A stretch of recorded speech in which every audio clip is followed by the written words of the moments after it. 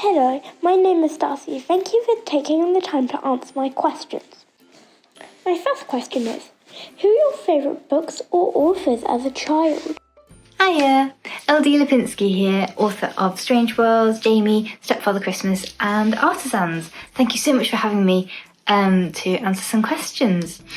So when I was growing up, my favourite stories to read were always books about where ordinary kids had extraordinary adventures, and that could have been anything like Enid Blyton's Faraway Tree books, or my absolute most definite favourite, Northern Lights by Philip Pullman, which I read and is very, very battered. It's definitely been through the wars. It's been read so many times, and I was lucky enough to go and get it signed a few years ago. So this is very, very precious to me. My second question is, what is your typical creative process for writing children's books? When I'm getting ready to write a book like Artezans, The Forgotten Magic, I need to make sure I know as much about my characters as I possibly can before I start writing their story. I need to know simple things like their name and what they look like, but I also need to know the answers to really big questions like, what are they afraid of? What do they want most in the world more than anything? And what are they prepared to do to get that? Now, with Ed, who's our main character in the first Artezans book, what he wants more than anything in the world is to be magical. He wants to be like his dad's, he wants magic powers, he wants to be an artisan. That's what he wants. And what is he prepared to do to get that? Well, you'll have to wait and see. Because magic has been dwindling for 400 years, and he and his twin Elodie might just be the ones to change it. So when I know as much about my characters as I possibly can, that's when I start planning the story. And I always need a plan, even if it's just a tiny little bit of a plan to get me going at the start. And I might go back and change it later once I've got going into the story. But I do need a plan before I get started, what exactly is going to happen. And I always know how my books are going to end before I start writing them. My third question is, what questions do you get asked most often by young readers? I love answering questions from young readers. I think it's the best part about being a children's author is getting to talk to young readers and young writers and listen to their ideas and hear what they've got to say. I think the question I get asked most of all is, where do you get your ideas from? And I wish there was a great big ideas shop that we could all go to and get some ideas when we're feeling a bit stuck.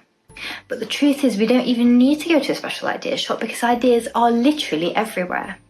Not just in other people's books, ideas are hiding in video games, in TV and film, in podcasts, in artwork, in poetry. They're in the little stories and jokes that our friends tell us.